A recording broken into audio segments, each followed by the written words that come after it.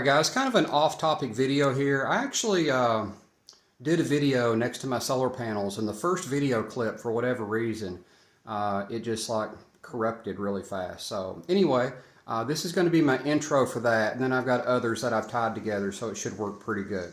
So really I just wanted to give you a cost basis on driving, you know, an electric vehicle like the Ocean. Very cool vehicle, of course. So, you know, we all know the Ocean. But does everybody know just how cheap it is to actually drive an electric vehicle? So one of the clips is going to be cut off, and then, you know, it'll go right into the next clip, but it's not going to affect anything. And I wanted to build it out as something that would last me a very, very long time. So I'm like thinking, okay, I think electric poles would work pretty good. So I'm going to back up here, kind of give you a backup view, okay, at how tall everything is.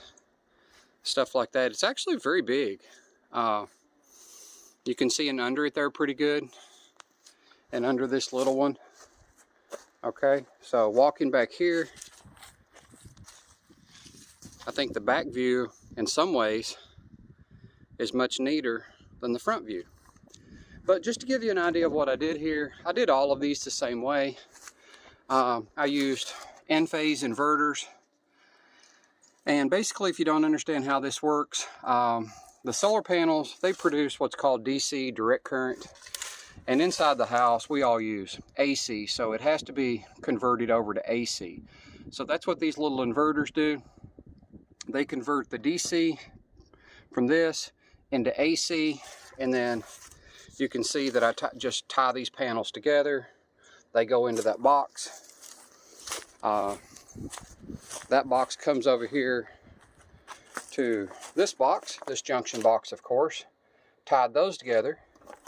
And then those panels come over here and are tied into this. Okay? You might want me to open that. Hopefully there's no wasp in there. Please be no wasp. Please be no wasp. Okay. And then you can see here, you know, you've just got your breaker boxes and stuff like that. Pretty standard stuff. All right. Okay.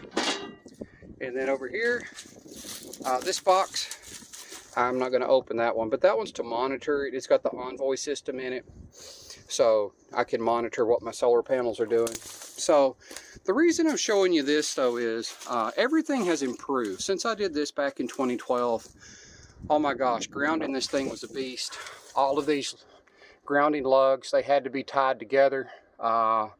That was actually very complicated. These had to be spliced and put together with a grounding bar. When you do this now, it's actually very simple. You don't have to do all of that. So the newer systems are just easier. But the reason I wanted to do this video was to kind of show you the cost. Now, I'm going to do a video talking about the cost to drive an electric vehicle.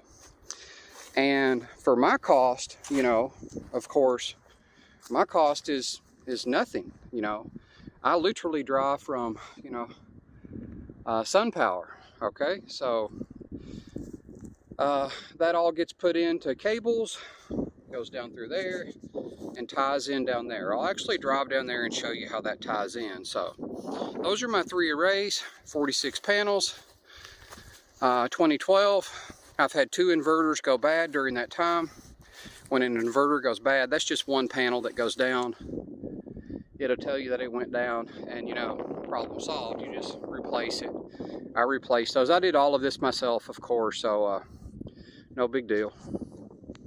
Okay, so now I'm down at the house, and you can see that that's what the panels look like from here. Now, that was by design. I actually tried to hide the other 2 behind that. I did a pretty good job. So let's walk over here, and all of that is fed, you know, it's all tied together, and it comes up right here. And this is really the only part where I truly needed an electrician. So everything gets tied into here, goes over to there. You can see that's something that my electric company forced me to do. That wasn't necessary by no means, but for them it was. But anyway, coming over here, and then, you know, from the solar panels to there, everything comes into here and gets fed into that AC. And if you want to watch this, check that out. Let's see if I can try to get a good angle here. I can't see that. Okay, I have a terrible angle, but that should be counting backwards. So if the little arrows and the little dots are counting to the left, if they're going in that direction, and they probably are, my meter's counting down right now, okay, because it's called a net metering. Net right there, right on it, okay? That's a bi-directional meter. So that works really good. Now let's just walk around here to the front. And let's look at this real fast. So my Ocean is sitting in here. And of course, when I'm charging it, and I don't have it plugged up right now, but my Ocean, my sustainable Ocean, is literally being charged from the sun. How cool is that? Now, I've actually had a few people try to be mean on my YouTube channel and say, oh, that solar roof's doing a lot of good sitting in the garage. Well, you know, I purposely don't park it out in the sun because, you know, I have a solar array in the back. So it makes more sense for me to just pull in. So anyway, I'm going to add to this video just a tiny little bit and talk about the cost to charging. Okay, so I'm in the car and let's go here. Let's go to trips. And I have driven, let's just round that up and say I've driven 7,500 miles, and I have used, according to this, 3,223, let's round that up, 3,223 kilowatt hours. So let's do this. Brought my calculator out here. Let's put this in, 3,223 kilowatt hours. All right, get this over here where I can see it.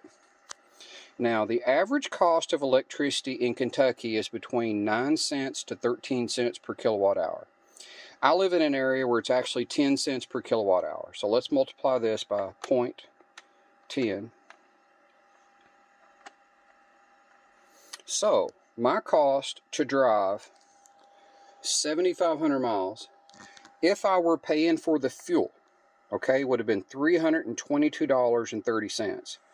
But I don't pay for the fuel because I did solar, so that's pretty cool. My cost to, you know, drive is basically $0. Now, of course, you know, you have to pay for the solar and stuff like that, but those solar panels, they have paid for themselves a long, long time ago. So what can we learn from this? We can learn that driving an electric vehicle is dirt cheap as far as maintenance, as far as fuel, because I've driven 7,500 miles and I've done zero maintenance. The only thing I should have done by now is I should have rotated my tires, but I have not. Other than that, though, there's nothing to do. Now, I have checked my tires. The wear has been super even, so I haven't really seen a big need to rotate my tires. You know, I'm still debating that around whether I'm actually going to do that or not. I probably will, but the wear has been, you know, perfect. So, no big deal. Now, the point of this video, though, is just to show you, you know, that if you are going to go electric, you might want to consider going solar. Now, the savings, you know, for going solar are really going to depend on, you know, how much you pay. Your rates will vary, of course. In Kentucky, electric rates are, you know, nationally low. So, you know, it takes longer to get the payback and stuff like that. But still, at the end of the day, you know, 7,500 miles, had I been paying for gasoline to drive that, you know, the cost would have been significantly different. So anyway, hope you enjoyed this. Hope you found it useful. And if you did, just hit the like button to help other people find my content and help my channel grow. And my number one concern was to get accurate information out for the company and the product. All right, guys, until next time.